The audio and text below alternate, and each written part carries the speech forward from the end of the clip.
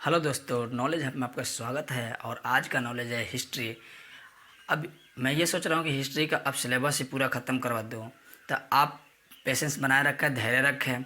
मैं 10 minute 15 minute की video करके आपके पास पूरा सिलेबस हिस्ट्री का ख़त्म करने की कोशिश करूँगा। आइए हम हिस्ट्री के बारे में चर्चा करते हैं। हिस्ट्री है क्या चीज़? हिस्ट्री इतिहास। हिंदी या इंग्लिश में आपको अच्छा लगता होगा ना। वैसे है भी आसान सब्जेक्ट है। हिंदी में तो काफ़ी कष्टदायक वर्ड आता है, लेकिन इंग्लिश में तो खैर काफ़ी नॉर्मल आता है। आज इसमें आधा सा नहीं होता है, आधा ह भी नहीं होता है, और सर हिंदी में तो सब कुछ होता है। चलिए हम इसके बारे में चर्चा करेंगे कि इतिहास है क्या चीज़। तो सबसे पहले आपको बताऊं कि इतिहास अतीत को अध्ययन करना है। अतीत को अध्ययन करना इतिहास कहलाता है, और यह किताबी भाषा है। और जनरली भाषा बोलिए तो किसी घटी हुई घटनाओं को किसी माध्यम द्वारा आपको पता चले, पढ़ाई से पता चले या किसी माध्यम द्वारा पता चले, उसको हम हिस्ट्री कहते हैं। हिस्ट्री का जनक जो है हेरोडोटस। हिस्ट्री का जनक हेरोडोटस। कभी कभी क्वेश्चन भी पूछता है कि हिस्ट्री का जनक किसको कहा जाता है, इतिहास का जनक किसको कहा जाता है, तो आप बताएंगे कि इतिहास का जनक हेरोडोटस को कहते हैं। आइए हम इतिहास का स्ट्रक्चर तैयार करते हैं। सबसे पहले इसका स्ट्रक्चर तैयार करते हैं कि इतिहास है क्या चीज़। इतिहास को पहले हम 3 खंडों में बांटते हैं। 3 खंड में इतिहास को हम कितने खंड में बांटेंगे? 3। प्राग ऐतिहासिक काल। सेकंड नंबर पे जो है आद्य ऐतिहासिक काल। और जो लास्ट है तीसरा खंड, उसका कहते हैं ऐतिहासिक काल।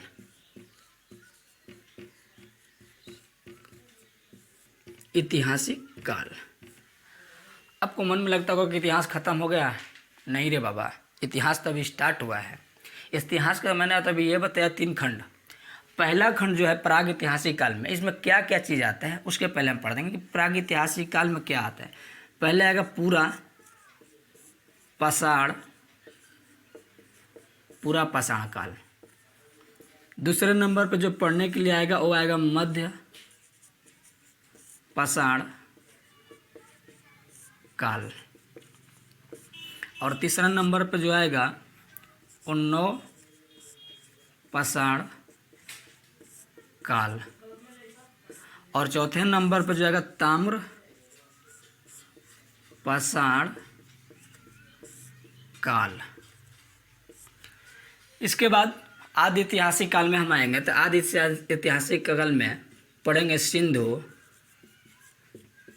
सभ्यता। सिंधु सभ्यता और कासा ही पढ़े होगे, कासा। और इसके बाद हड़प्पा। ये तो नाम आपको सुना लगता होगा, क्योंकि ये 6ठी क्लास से काफ़ी चर्चा में रहता है। ये सुना लगता होगा। और ऐतिहासिक काल में पढ़ेंगे कि ऐतिहासिक काल में कौन कौन क्या क्या चीज़ आता है। तो प्राचीन काल, मध्यकाल, उसके बाद आधुनिक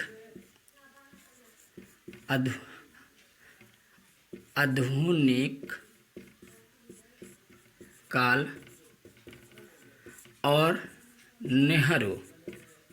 नेहरू काल, और विश्व। आपको मन में आता होगा कि क्या ऐतिहासिक काल में यहाँ इतना सारा चीज़ पढ़ना है? तो इतना नहीं, इसमें एक एक चीज़ निकाल कर हम पढ़ाएंगे कि एक एक चीज़ है क्या चीज़, एक एक में कितना, इसके अंतर्गत कितना आता है, इसके अंतर्गत कितना आता है। और काफ़ी लोग का बच्चे का डाउट रहता है कि विश्व पढ़ना क्या ज़रूरी है। विश्व पढ़ना जरूरी नहीं है, बट बहुत ज़्यादा ज़रूरी भी है, क्योंकि इंटरनेशनल मामला, एक देश दूसरे देश के साथ कैसा संबंध रखता है बिजनेस के तौर पर या वगैरह वगैरह, इसके बारे में इसमें चर्चा होती है के बारे में। अब हम हिस्ट्री का पूरा स्ट्रक्चर तैयार कर चुका हूँ। हिस्ट्री का आपको स्ट्रक्चर दिखाई देता होगा, पूरा हिस्ट्री का स्ट्रक्चर तैयार कर चुका हूँ। इतना ही के अंतर्गत हिस्ट्री पढ़ना है। यहाँ से मैं स्टार्ट करूँगा कि प्राग ऐतिहासिक काल के बारे में समझाऊँगा, फिर पूरा पाषाण काल के बाद, फिर मध्य पाषाण काल, नव पाषाण काल, ताम्र पाषाण काल, एक एक चीज़ मैं पढ़ाऊँगा। फिर इसको भी एक एक चीज़ करके इसको भी पढ़ाऊँगा। आप धैर्य रखें, धीरे धीरे आपके पास सब कुछ पढ़ने के लिए मिलेगा। तो चलिए हम पढ़ते हैं प्राग ऐतिहासिक काल में। प्राग ऐतिहासिक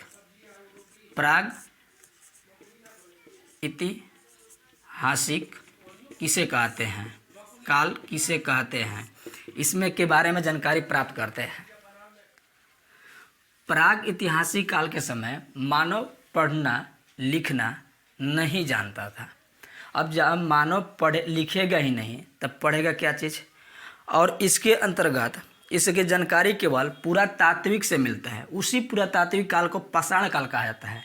अब इसी से निकल के आता है पाषाण काल, जो कि इससे रिलेटेड है। पाषाण तो पाषाण काल उसको कहा जाता है कि इस काल में मानव ने जो भी औजार का प्रयोग करता था या बनाया था वो पत्थर का औजार बनाया हुआ था। उसी से पाषाण काल कहा जाता है। उसी के कारण पाषाण काल। आइए पाषाण काल की तरह समझ गए, प्राग ऐतिहासिक काल, पाषाण काल। अब हम यहाँ से चल, मेन आपका पॉइंट जो है, टॉपिक है, यहाँ से है पूरा पाषाण काल से। तो ये पूरा पाषाण काल के बारे में हम चर्चा करते हैं, समझते हैं इसके बारे में। उससे पहले कि पाषाण काल जो है, पाषाण काल को हम 4 भागों में बांटते हैं, 4 खंडों में बांटते हैं। वो 4 खंड कौन सा है, तो यही वाला, और कुछ विशेष नहीं है। इसी को 4 भागों में बांटते हैं, 1 2 3 4, इसे पाषाण काल कहते हैं। यहाँ से हम स्टार्ट करेंगे कि पूरा पाषाण काल जो है, आप जो पढ़े हैं पूरा पाषाण काल, पूरा पाषाण काल के बारे में हम चर्चा करेंगे। पूरा पाषाण है क्या चीज़, इस काल में क्या चीज़ की खोज हुई थी, इस काल का महत्व क्या है, इसके बारे में हम चर्चा करेंगे। पूरा पाषाण काल यह इतिहास का प्रारंभिक काल था। पूरा पाषाण काल जो है यहाँ से प्रारंभ होता है, तो ये भी समझ लो कि यह इतिहास का प्रारंभिक का समय था। और इस समय में मानव जो थे, मनुष्य आदि मानव कहलाते थे। आदि मानव मतलब कि जो इंसान उस समय पूरा इस तरीके से जैसे मैं दिख रहा हूँ वैसे नहीं थे। वो उस समय थोड़ा झुक कर चलते थे, या थोड़ा ठीक पे थे तो बिना कपड़ा का घूमते थे। बिना कपड़ा समझते हुए उघारे यूं करके ऐसे ऐसे घूमते रहते थे। और इसी काल में मानव जो थे खाना बदोश और खाद्य संग्रहालय मतलब होता है संग्रहालय। खाद्य संग्रहालय मतलब कि अपने खाना को स्टोर करके रखते थे, क्योंकि उस समय में इनका मुख्य जो खाना था जानवर था, जानवर को खाते थे। उस समय का इनका मुख्य भोजन क्या था, जानवर। और जानवर में कोई भी मिल जाए, कुकुर, भेड़, बकरी, कुत्ता, बिल्ली, कुछ भी मिल जाए उनको खाना, उनका मुख्य खाना यही था। और इसलिए ये संग्रहालय रखते थे, क्योंकि अगर बायवेद अगले दिन ना जानवर मिल पाए तो उस खाना को खाते थे ये।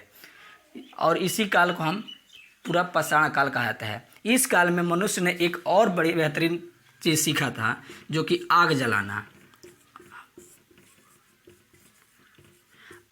सीख गया था। मनुष्य ने एक प्रश्न भी पूछता है कि प्राग के मनुष्य आग का जलाना किस काल में सीखा था, तो आप बता दें पूरा पाषाण काल में सीखा था आग जलाना।